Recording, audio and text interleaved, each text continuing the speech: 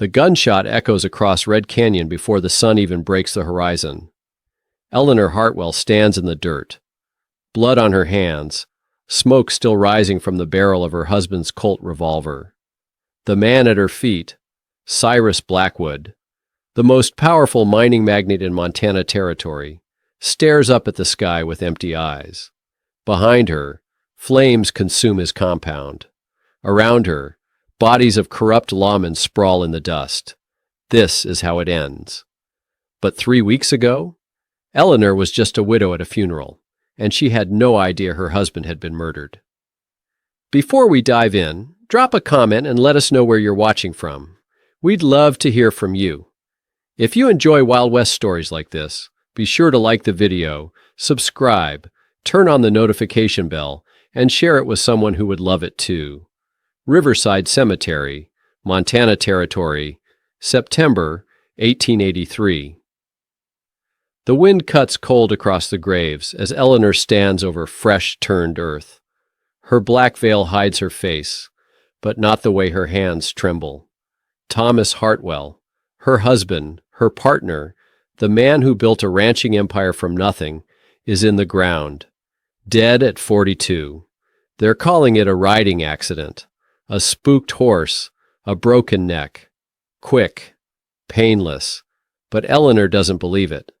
Thomas was the best rider in 3 counties. He could break a wild Mustang before breakfast and still make it to town for a business meeting. The idea that his own horse had thrown him? It doesn't sit right. But grief is a strange thing. It makes you question everything, even the truth. Sheriff Wade Garrison approaches, hat in hand, his silver badge catching the light. He's tall, clean-shaven, the kind of man people trust. "Mrs. Hartwell," he says, voice smooth as whiskey, "if there's anything you need, anything at all." Eleanor nods, silent. Garrison shifts his weight. "I know this is hard, but running a ranch alone? It's dangerous work. It might be wise to consider selling. I know a few buyers who'd give you a fair price." Fair price. The words hang in the air like smoke. "I'll think about it," Eleanor says, her voice flat. Garrison tips his hat and walks away, but as he does, Eleanor notices something. At the edge of the cemetery, 3 men stand under a cottonwood tree. They're not dressed for a funeral. Dusty trail coats, gun belts low on their hips. They're not mourning, they're watching, and when Eleanor makes eye contact, one of them smiles. That night, the ranch feels like a tomb. Eleanor moves through the house alone, past the cold fireplace, past the empty chairs at the dining table. Thomas's office door creaks as she pushes it open. His desk is covered in paperwork, land deeds, cattle inventories, and letters from business partners. She starts sorting through it, trying to make sense of what's left behind. Then she finds it. A hidden compartment in the back of his desk drawer. It's subtle, designed to look like part of the wood grain. But when she presses it, the panel clicks, open. Inside, a leather-bound journal, a hand-drawn map, and a single bullet. Eleanor's breath catches. The bullet is spent, the casing dented, but there's something on it. Dried blood, fabric fibers. She turns it over in her fingers, then opens the journal. Thomas's handwriting stares back at her. September 10th, 1883. They know about the canyon. I must move it before... The entry ends. Abruptly, like someone interrupted him, or killed him. Eleanor's hands shake as she unfolds the map. It's crude, drawn in Thomas's hand, but clear enough. Red Canyon, disputed territory between 3 mining claims, and marked in the center, an X, gold. Her husband found gold, and now he's dead. The next morning, Eleanor takes the evidence to Sheriff Garrison. His office smells like cigars and old coffee. He leans back in his chair, boots up on the desk, as Eleanor lays out the journal, the map, the bullet. "Thomas didn't die in an accident," she says, voice steady. "He was murdered." Garrison picks up the bullet, examines it, then sets it down. Mrs. Hartwell, he says slowly, grief can play tricks on the mind. I've seen it before. People start seeing conspiracies where there's only tragedy. Then explain the bullet. Could be from anything. A hunting trip. Target practice. It has blood on it. Garrison's jaw tightens. Thomas was thrown from his horse. We found the body. There was a spent shell near the site, but that doesn't mean... Look at the map, Eleanor interrupts. Garrison glances at it. For just a second, something flashes in his eyes. Recognition. Then he looks away. Red Canyon's been disputed for years. Half the prospectors in Montana have maps like this. Doesn't mean there's gold. Eleanor leans forward. My husband died the day after he wrote that entry. You're telling me that's a coincidence? Garrison stands. I'm telling you to go home, Mrs. Hartwell. Mourn your husband. Don't chase ghosts. She gathers the evidence and leaves. But as she steps out of the office, she hears voices inside. Garrison's and another man's. She knows, the other man says. She doesn't know anything, Garrison replies. Not yet. Eleanor's blood runs cold. That night, they came for her. 3 riders, torches in hand. They don't knock. They don't warn. They just ride straight for the barn and throw the torches inside.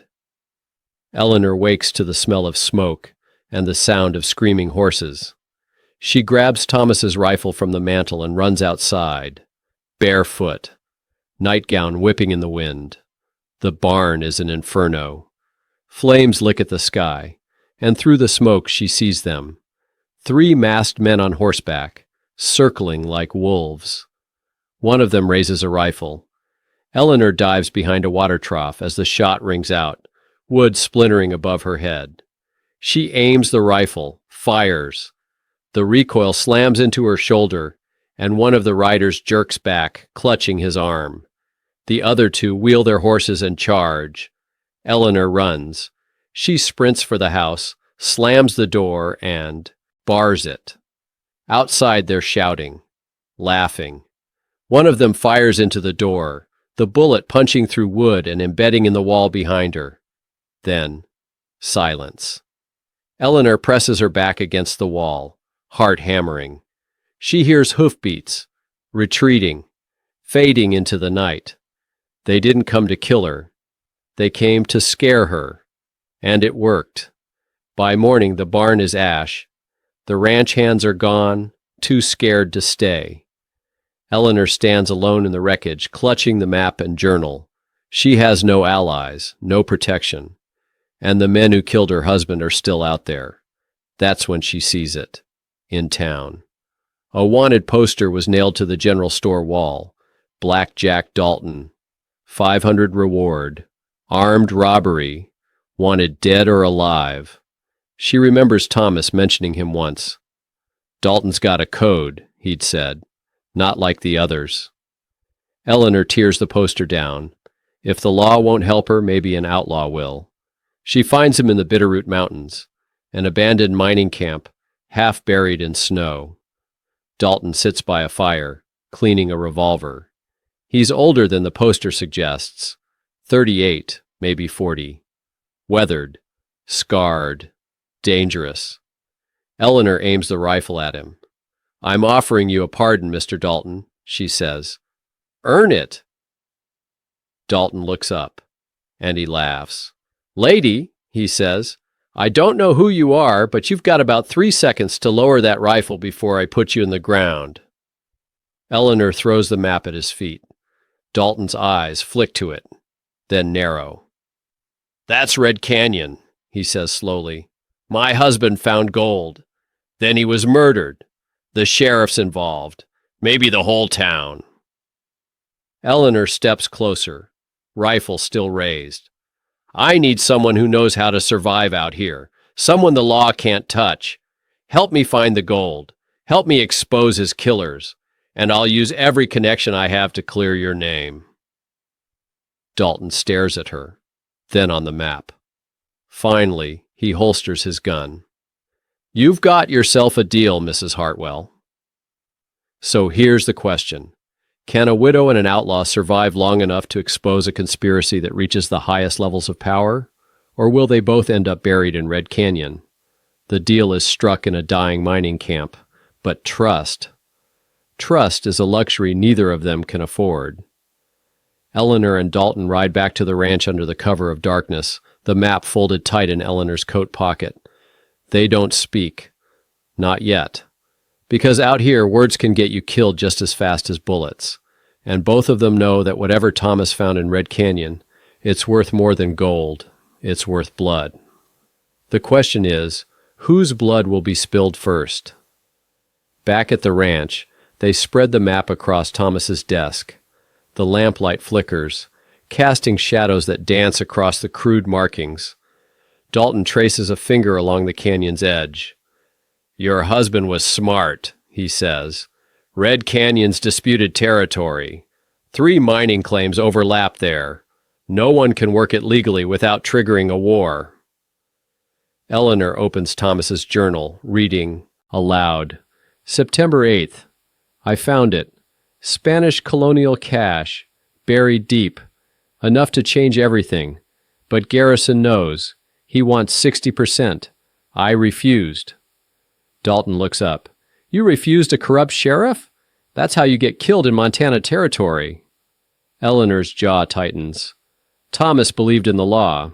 He thought filing proper mineral rights would protect him. And where's Thomas now? The silence is brutal. Dalton flips through more pages. Says here he was being followed. By who? Eleanor points to another entry. He doesn't name them. But 2 days before he died, he wrote this. Saw Garrison with Blackwood at the Silver Dollar Saloon. They didn't see me. Whatever they're planning, it's bigger than extortion. Cyrus Blackwood. Dalton's voice drops. Now that's a name I know. Mining magnate. Owns half the claims in the territory. Ruthless. If he's involved, this isn't just about gold. It's about control. Eleanor meets his eyes.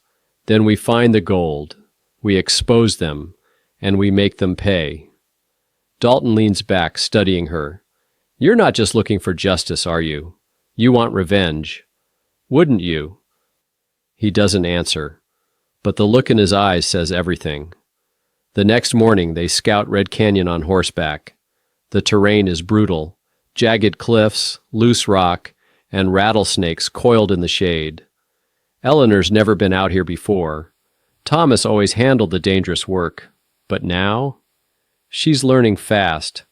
Dalton teaches her to read the land, to spot fresh tracks, to listen for sounds that don't belong, and then they see it. Mining equipment, fresh timber, wagon ruts cut through the dirt. Someone's already working the claim, illegally. Dalton pulls his horse up short, hand on his revolver. We're not alone. They dismount, tie the horses, and move on foot. Crouched low, they creep along the canyon rim until they spot them. 6 men working below, hauling ore from a hidden shaft. And standing at the center of it all, giving orders, Sheriff Wade Garrison. Eleanor's breath catches. There he is. The man who promised to protect her. The man who dismissed her husband's murder. And standing beside him, in a tailored suit that looks absurd in the wilderness, is Cyrus Blackwood. Dalton grabs Eleanor's arm, pulls her down behind a boulder. They're close enough now to hear voices. The widow's more trouble than the husband, Blackwood says, lighting a cigar. Finish it. Garrison nods. I'll handle her. Quietly. No. Blackwood blows smoke into the wind. Make it public. Outlaw attack. She's been seen with that criminal Dalton. Frame it as justice. Eleanor's hands curl into fists. Dalton sees it, shakes his head. Not yet. But Eleanor's not listening. She's done hiding. She stands up, and a rock shifts under her boot. The sound is small, but in the canyon it echoes like a gunshot. Every man below looks up. Run! Dalton shouts. Bullets tear through the air as they sprint for the horses. Eleanor's never moved this fast in her life. Boots, pounding dirt, lungs burning, the sound of rifle fire cracking behind her. Dalton fires back without looking, covering her retreat. They reach the horses, mount up, and ride. But Garrison's men are already mounted too. A chase through Red Canyon, narrow passages, sheer drops.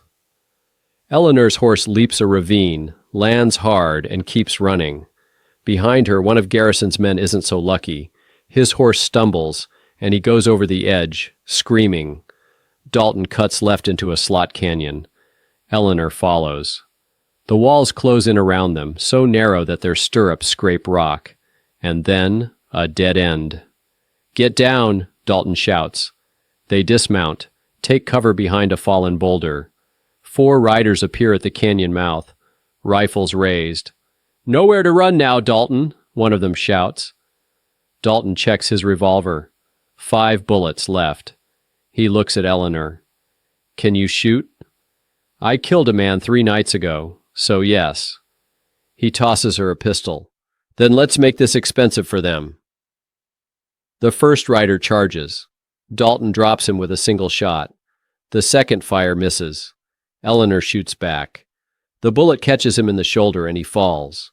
2 left, but they're smart. They dismount, take cover, and start firing strategically.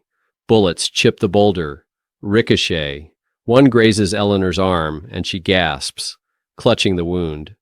Dalton sees it. Something shifts in his face.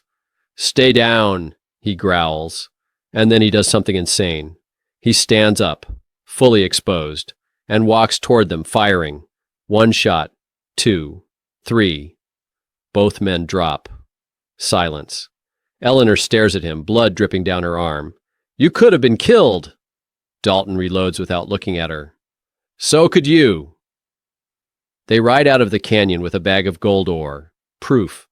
But Eleanor's bleeding, and Dalton's face is grim, because they both know this was just the opening move.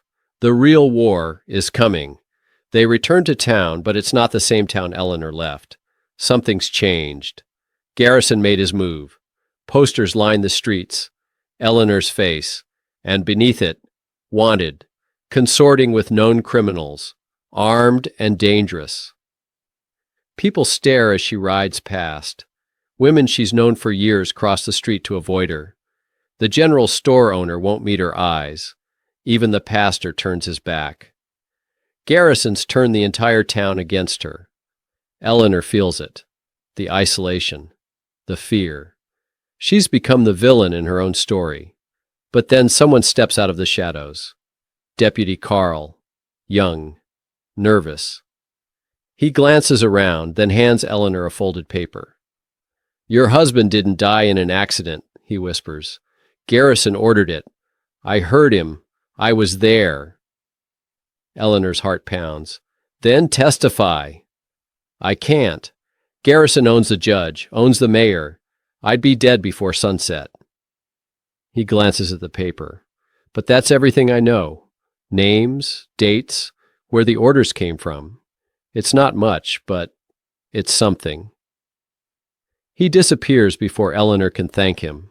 She unfolds the paper, and there it is, written proof, Garrison's signature on, an order dated the day before Thomas died.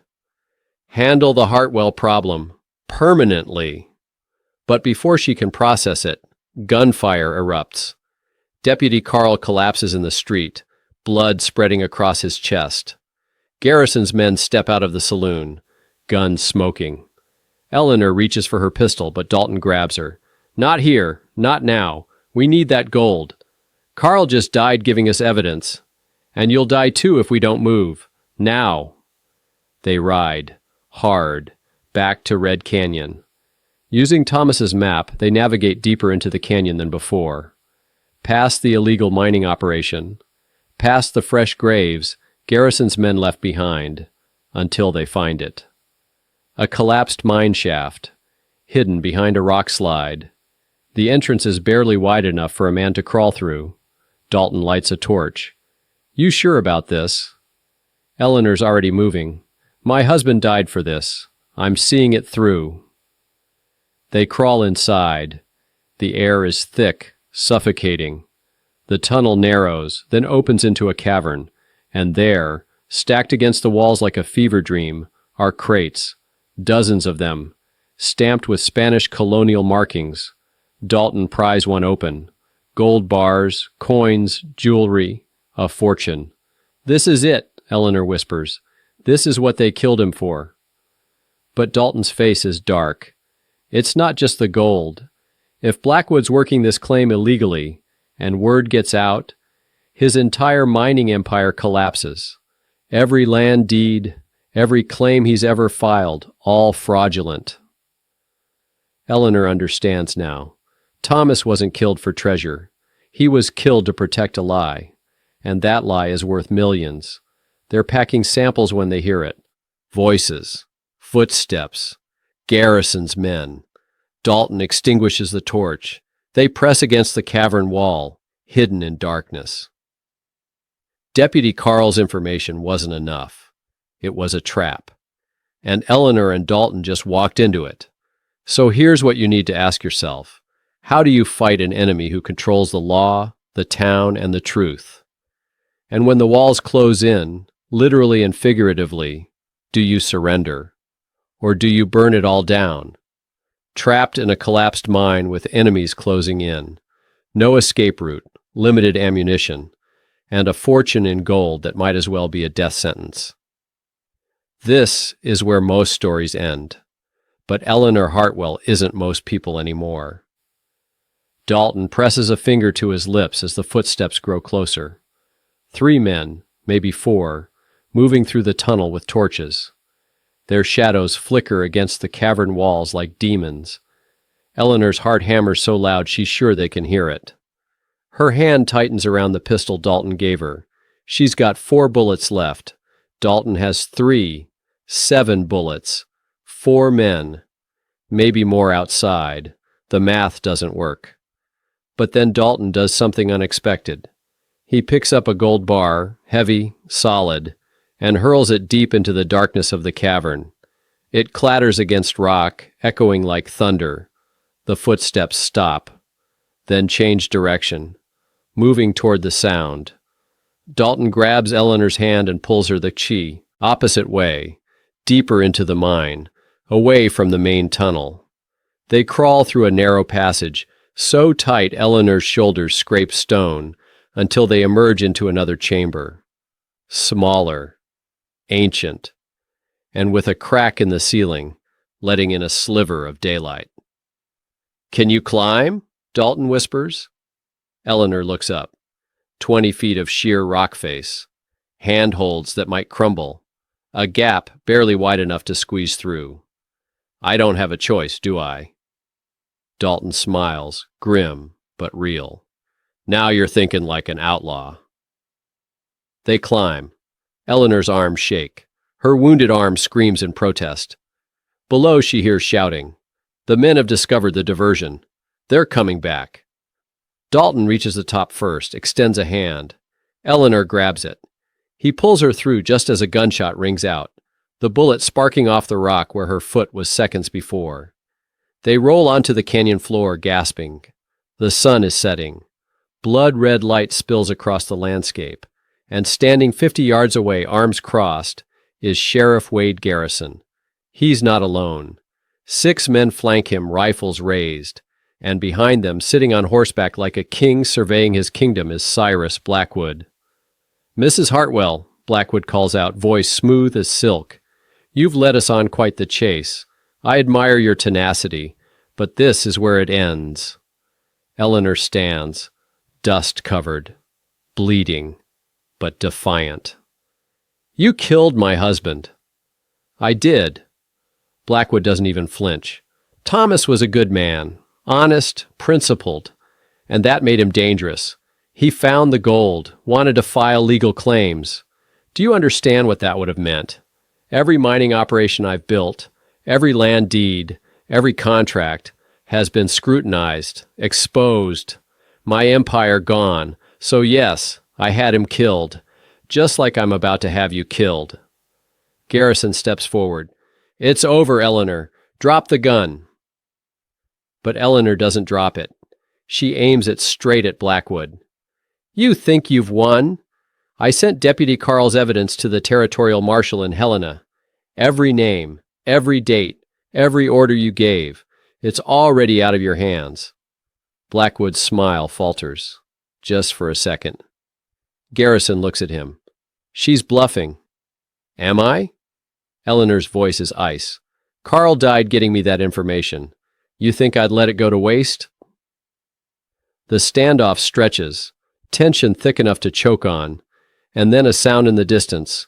Hoofbeats, lots of them. Everyone turns, riders crest the ridge, a dozen men. But these aren't lawmen. They're outlaws. Rough, hard, dangerous, and leading them, grinning like the devil himself, is a scarred man with a bandana pulled low, Dalton's crew. Told you I had friends, Dalton mutters. Blackwood's face drains of color. Garrison, handle this. But Garrison's men are already backing away. They signed up to intimidate a widow, not to fight a war. Dalton's outlaws charge. What follows is chaos. Gunfire, dust, men screaming. Eleanor dives behind a boulder as bullets tear through the air. Dalton's beside her, reloading fast, firing faster. One of Garrison's men goes down, then another. Blackwood tries to flee on horseback, but one of Dalton's crew lassos him, drags him off the saddle. Garrison sees the tide turning. He pulls his revolver and runs, not toward the fight, but toward Eleanor. You did this! He screams, firing wildly. Eleanor rolls, aims, fires. The bullet catches Garrison in the leg. He collapses, clutching the wound. Eleanor stands over him, pistol aimed at his head. You killed my husband, she says quietly. You destroyed his name, and you tried to bury the truth. Garrison looks up, eyes wide with fear. Please, I was just following orders. Blackwood, he made me. I don't care. Eleanor pulls the trigger. Click. Empty. Garrison laughs, desperate, hysterical. You can't do it. You're not like us. Eleanor drops the gun. You're right. I'm worse. She pulls a knife from her boot, Thomas's knife, and drives it into Garrison's shoulder. He screams. She leans close. You're going to live, and you're going to testify, because I want the world to know exactly who you are.